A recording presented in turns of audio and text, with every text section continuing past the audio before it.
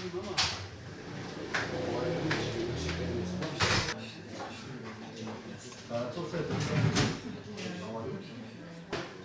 sizden şu an keser parayı.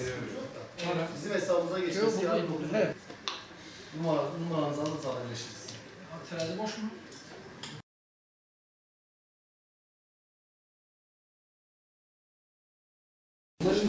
Bu dönemlerde altın fiyatlarının yüksek olmasının en büyük nedenlerinden birisi işte bu coğrafyamızdaki Suriye'deki olaylar, Çin'deki koronavirüsü ve işte bu ibretlik olaylar altını büyük ölçüde etkiliyor.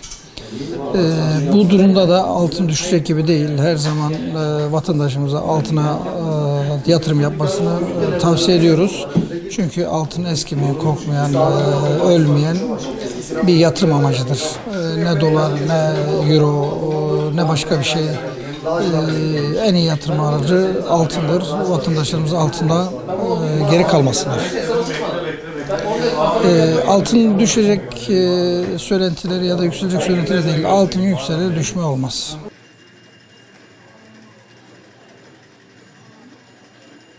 Son dönemde altının yükseliş sebeplerinden bu yaşadığımız tüm ülkelerin genel jeolojik olaylardan dolayı işte her yerde bir yanı başımızda, komşumuzda savaşın olması, diğer dışarı güçlerin işte ülkeler üzerinde etkisi. Bundan dolayı güvenli liman olarak ülkelerin yatırım aracı olarak altına yönelmesinden dolayı fiyatlar haliyle yükselmektedir. Bu yükselişin daha da devam edeceğini düşünüyorum. Altının yükselmesi evet tabii ki elinde bulunan envanter olarak artış sağlıyor, yani değerinin artışını sağlıyor ama satışlarda azalma olduğu için bu olumsuz etkiliyor. Yani eskisi gibi fiyatın düşük olduğundaki satışını şu an için gerçekleştiremiyorsun.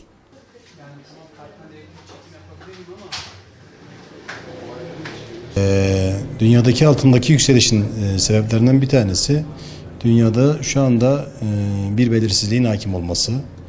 Bugün içinde yaşanan olaylar, Amerika ile İran'ın problemi, Türkiye'de de Suriye, İdlib, Irak gibi faktörler altını tetikliyor ve şu anki görünen sisteme göre de daha da yukarı gideceğini bütün herkes öngörüyor. Müşterilere buradan hani altın çok yükseliyor diye çok fazla altına girmemeleri veya buradan çok aşağıyı da beklememelerini tavsiye eder.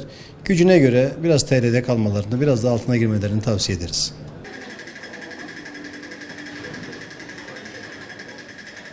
Altın fiyatları son yıllarda aslında genel olarak yükselişte. Bunun sebebi de dünyadaki genel istikrarsızlıklardan dolayı.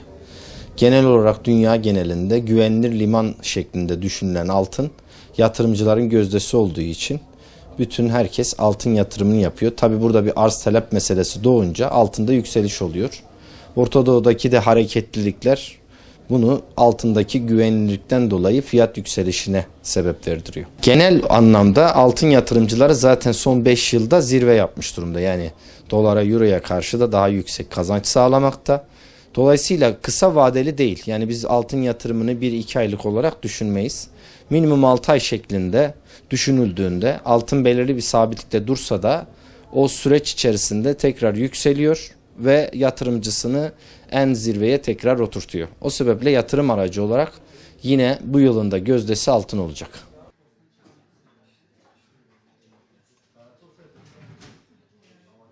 Altın fiyatlarının ülkeler arasındaki diyaloglardan dolayı ve Çin'de olan bu koronavirüsünden dolayı epey bir yükseliş yaşadık. Düşeceğini de pek umut etmiyoruz. Son günlerdeki yükselişler hani daha öncesine de baktığımızda yükselip de tekrar düştüğü görülmemiş zaten.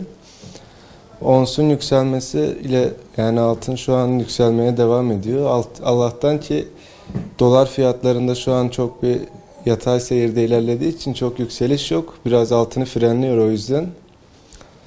Şimdilik bekliyoruz ama yükselmeye devam ediyor altın. Müşterilerimiz uzun vadeli düşündüğü sürece altına yatırım yapmaktan geri çekilmemelerini tavsiye ederiz. Kısa vadede ne olabileceğini çok tahmin edemiyoruz. Yani o yüzden bir şey diyemiyorum o konuda. Uzun vadeli altına yatırım yapabilirler yani.